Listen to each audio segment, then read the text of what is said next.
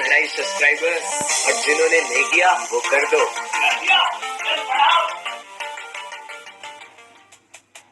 लगता है एग्जाम पास आए हैं, तभी तो तुम्हें आज मेरी याद आई है। पर डरो मत, इस संकट की घड़ी में तुम्हारा भाई तुम्हारे साथ खड़ा है। मिलकर झेलेंगे इस चैप्टर को।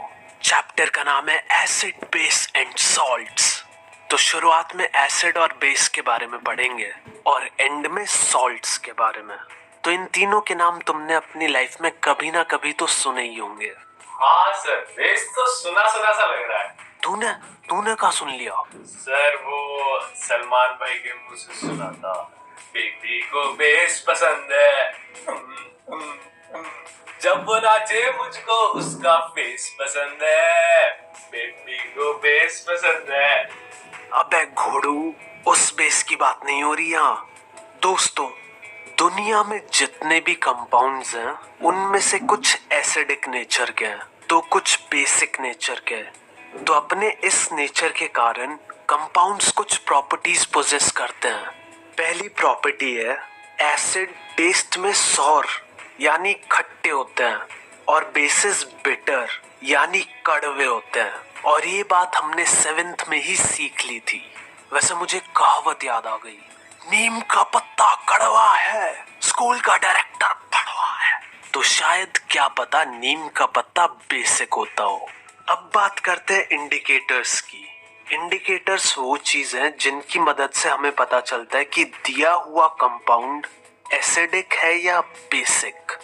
इंडिकेटर्स भी दो तरह के होते हैं, नेचुरल यानी प्रकृति की देन और सिंथेटिक यानी मानव जाति की देन।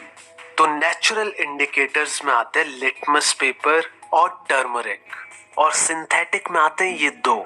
ये शब्द बोलते हुए जरा सावधान, कहीं जीभ अकड़ ना जाए। इसे फिनोल्फथालीन बोला जाता है। तो इंडिकेटर्स एसिड या बेस के कांटेक्ट में आते ही रंग बदल लेते हैं। सर, अपने बेस्ट फ्रेंड की याद आ गई। क्या रंग बदले थे उसने। जैसी उसने एक लड़की पटाई, अब उसके पास टाइम ही नहीं है मेरे लिए। अबे वो दुखी आत्मा, ये जोक पिछले चैप्टर में यूज कर चुके हम। दोस्तों, हर इंडिकेटर एसिड के कांटेक्ट में एक कलर और बेस के कांटेक्ट में एक अलग कलर देता है। चलो अब मैं जल्दी से इसी चीज की टेबल बना देता हूँ। तो यार ये टेबल लर्न कर लेना। एक ऑल फैक्ट्री इंडिकेटर्स भी होता है। ये वाले एसिडिक या बेसिक मीडियम में अपनी स्मेल बदल लेते हैं। इसके एग्जाम्पल है ऑनियन, क्लोव और वेनिला।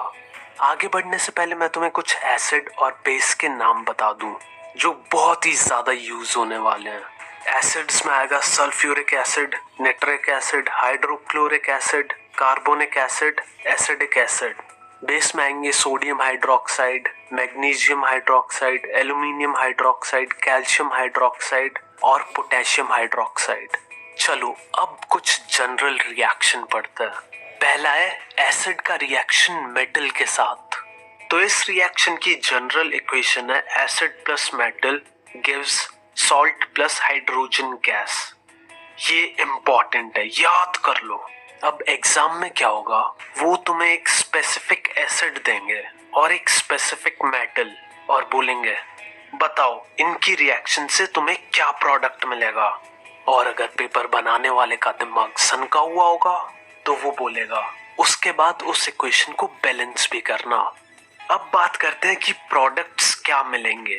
तो जैसा हमने पढ़ा कि दो प्रोडक्ट्स मिलेंगे, उनमें एक तो होगा हाइड्रोजन गैस यानी H2।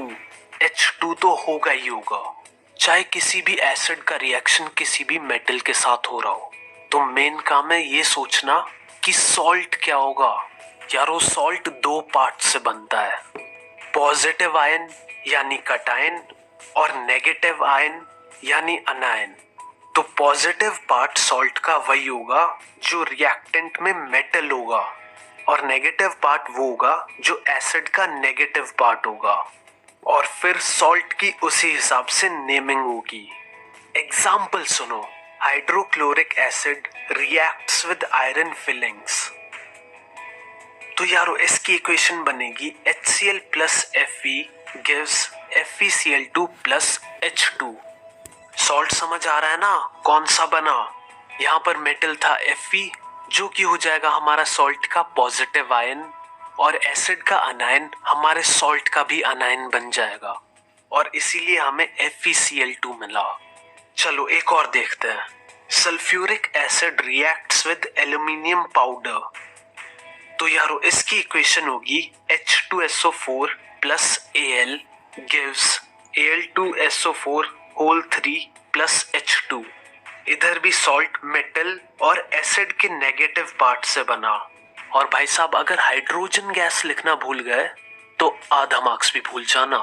एक चीज और, जब साइंटिस्ट लोग एसिड और मेटल का रिएक्शन करवा रहे थे तो उन्हें कैसे पता चला कि हाइड्रोजन गैस लिबरेट हो रही है? तो H2 की एक खास बात है जिससे H2 गैस की प्रेजेंस टेस्ट होती है, और वो ये है कि it burns with a pop sound. यानी जब हाइड्रोजन गैस फायर के कांटेक्ट में आएगी तो पट पट पट पट की आवाज आएगी। ऐसी आवाज तब भी आती है जब हम सर्दियों में किसी मासूम पर कोट डालकर उसे पीटते हैं। तो यारो कभी कभी ये भी पूछ लेते हैं कि which gas liberates when acid reacts with metal, तो बोलना H2। और फिर दूसरा क्वेश्चन होगा what is the test of presence of this gas, तो बोलना it burns with a pop sound. जहां गैस निकल रही है वहां कैंडल जला दो, वरना सुट्टा मार दो तो लाइटर भी होगा। लेकिन मैं तो यही कहूंगा इन सभी आदतों से दूर रहना भाई, ये बहुत बुरी चीज है।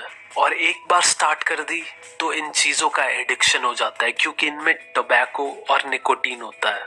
फिर कितनी कोशिश करते रहना छोड़ने की,